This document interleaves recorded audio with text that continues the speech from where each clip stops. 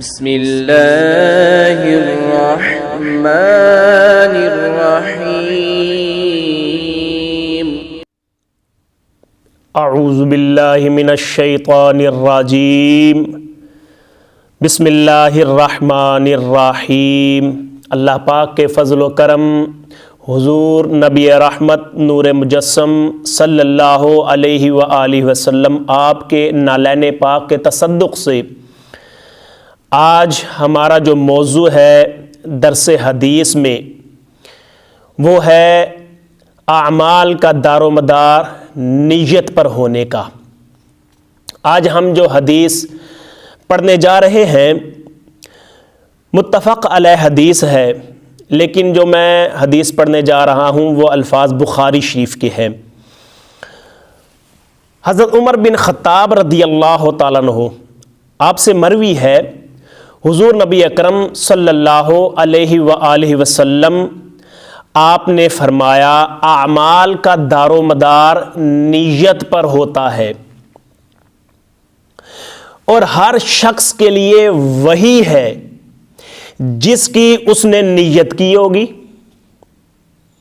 پس جس نے اللہ تعالیٰ اور اس کے رسول صلی اللہ علیہ وآلہ وسلم کی طرف ہجرت کی، اس کی ہجرت اللہ تعالیٰ اور اس کے رسول کے لیے ہے، اور جس کی ہجرت دنیا حاصل کرنے یا کسی عورت سے شادی کرنے کے لیے ہوئی تو اس کی ہجرت اسی کے لیے ہے جس کی طرف اس نے ہجرت کی ہوگی۔ تو خلاصہ کلام یہ ہوا کہ جیسی انسان نیت کرے گا ویسا اس کو پھل دیا جائے گا۔ اس لیے جو بھی عمل کرے نیت خالصتاً اللہ کے لیے ہونی چاہیے، اپنی نیتیں اللہ کے لیے بنائیں۔ دیکھیں نا، آپ گھر سے نکلتے ہیں نماز ادا کرنے کے لیے، آپ نے یہ نیت کی کہ میں جماعت کے ساتھ نماز ادا کروں گا، تکبیر اولیٰ کے ساتھ ادا کروں گا، لیکن کسی وجہ سے جب آپ مسجد میں پہنچے تو جماعت ہو چکی تھی یا تکبیر اولیٰ ادا کی جا چکی تھی، آپ نے نیت گھر سے یہ کی تھی تو اللہ رب العزت آپ کو تکبیر اولیٰ کا ہی ثواب عطا فرمائے گا، کیونکہ حدیث پاک کا مفہوم ہے جیسی تمہاری نیت ہوگی ویسا پھل اللہ آپ کو عطا فرمائے گا۔ اب دیکھیں نا، ایک بندہ ہے، اس نے مسجد کے باہر ایک کیل گاڑ دیا کہ جب کوئی بندہ نماز ادا کرنے کے لیے آئے گا سواری پر، وہ اپنی سواری باندھ دے گا تاکہ اس کی سواری بھاگ نہ جائے، اسے پریشانی نہ ہو۔ اب دوسرا شخص آیا، اس نے دیکھا کیل گڑا ہوا ہے، اس نے اکھاڑ کے پھینک دیا۔ اب اس کی نیت یہ تھی کہ کہیں کوئی اٹک کے گر نہ جائے، کسی کو تکلیف نہ پہنچ جائے۔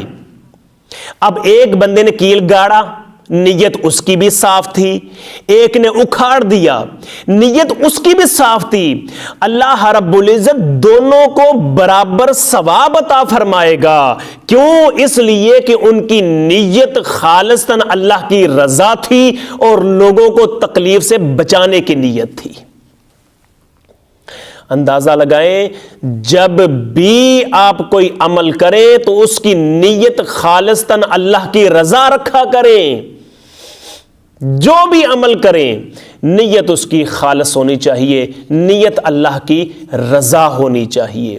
کوئی بھی عمل ہو، وہ ہمسایوں کے ساتھ اچھا سلوک ہو، نیت اللہ کی رضا ہو، والدین کے ساتھ حسن سلوک، نیت اللہ کی رضا ہونی چاہیے، کسی غریب کی مدد کر رہے ہیں نیت اللہ کی رضا ہونی چاہیے، نماز ادا کر رہے ہیں نیت اللہ کی رضا ہونی چاہیے، حج کے لیے جا رہے ہیں نیت اللہ کی رضا ہونی چاہیے، عمرے کے لیے جا رہے ہیں نیت اللہ کی رضا ہونی چاہیے۔ یاد رکھیں، جیسی تمہاری نیت ہوگی ویسا اللہ تمہیں اس کا پھل عطا فرمائے گا۔ تو دعا ہے اللہ کی بارگاہ میں، اللہ پاک ہمیں ہماری نیتیں صاف رکھنے کی توفیق عطا فرمائے۔ اللہ پاک میرا اور آپ کا حامی و ناصر ہو۔ السلام علیکم ورحمۃ اللہ وبرکاتہ۔